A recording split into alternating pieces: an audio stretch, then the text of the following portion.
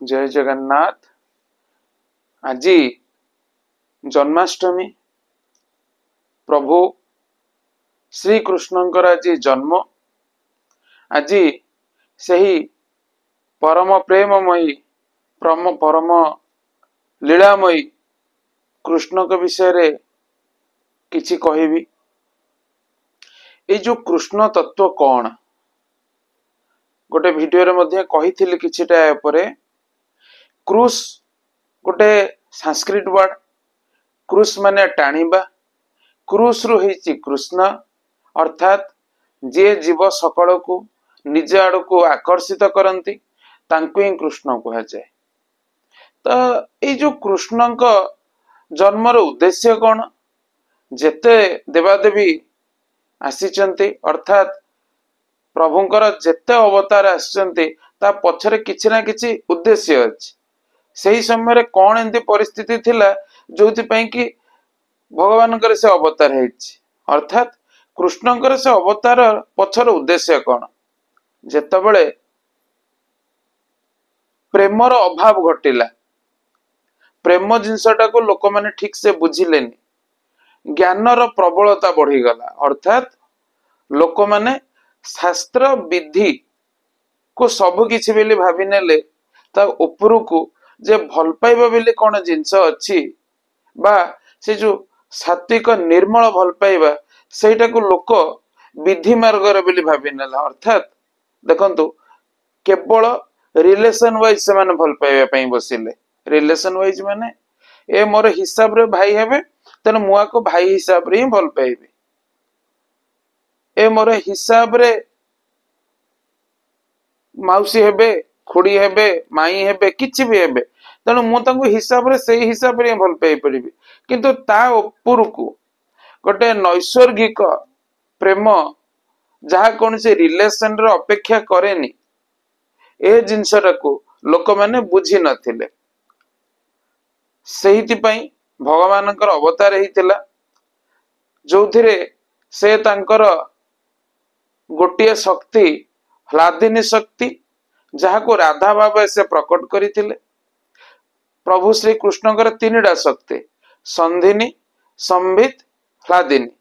ए जो तीनटा शक्ति रे जो ह्लादिनी शक्ति से होचंती मां राधारानी जे तांकर माई हे के आस्थिले। अलगा कौन से रिलेशन रे भी आसी परथांते किंतु एही प्रेम लीला देखैबा पई लोक माननको ए नैसर्गिक प्रेमर आस्वादन करैबा पई ए रिलेशन भितर ही से नैसर्गिक प्रेम केमिति आसे जार विरोध बहुत मध्य हेइतिला सही जिनस देखै पई आसीथिले। ता भीतर गोटे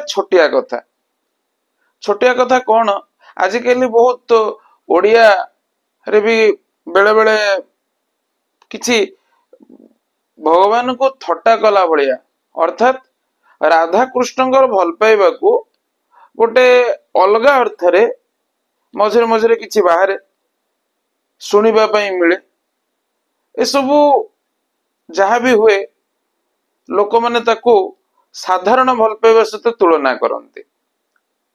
देखंतु सेटा गोटे पाप कहले अत्युक्ति हब नहीं। तार गोटे कारण होची कौन ना भगवानकर और राधांकर जो प्रेम थिला सेटा साधारण पुओ झियो भले भल पाइबा नथिला जहा को किछि जण विद्रूप करिक बाहर करंती। तार गोटे साइंटिफिक कज मध्य रहिछि। कौन से साइंटिफिक कज? जेतबेले राधा तांकर माई थिले सेतिक बेले भगवान को प्रभु श्री कृष्ण को मात्र 8 वर्ष हेतिला।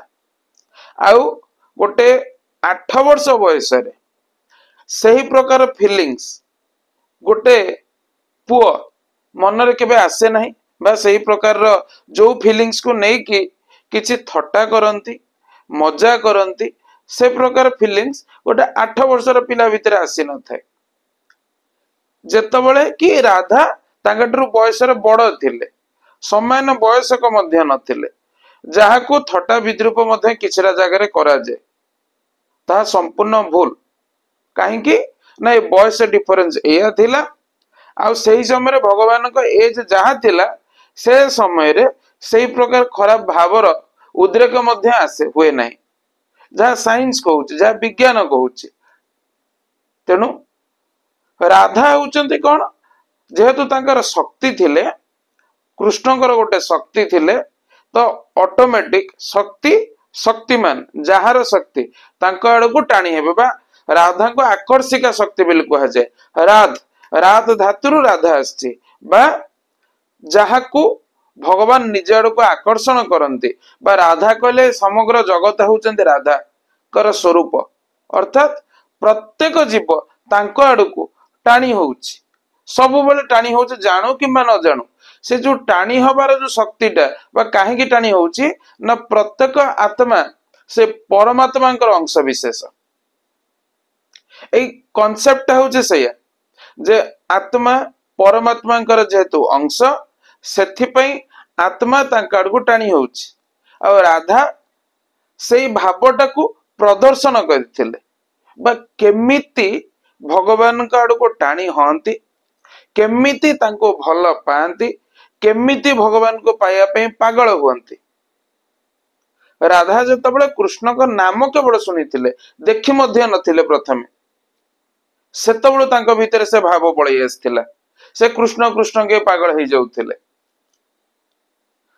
जतबळे बंसी शब्द टिके सुनि दउथिले सेतबळे भी से कृष्ण कृष्ण के पागल हो जाउथिले जो पर्यंत कि से कृष्ण को दर्शन मात्र करि नथिले देखंतु ए प्रेम को भली जो प्रेम रे दर्शन हेनी स्पर्शन हेनी सेई प्रेम रे से पागल हो जाउथिले केवल नाम सुनिकी चिंता करंतु कि प्रकार नैसर्गिक प्रेम तेणु एया थिला राधांकर भाव जो प्रेम शास्त्र रे बा भक्ति शास्त्र रे राधा को कृष्णकर गुरु बोली मध्य कहा जाए अर्थात जदि कृष्ण प्रेम पाइबा पई आपण चाहूचंती बा भगवान को पाइबा पई चाहूचंती भक्त केमिति भगवान को भल पाउचे बा राधा केमिति भगवान को भल पाउचे केमिति भल पाउचंती सेटा ही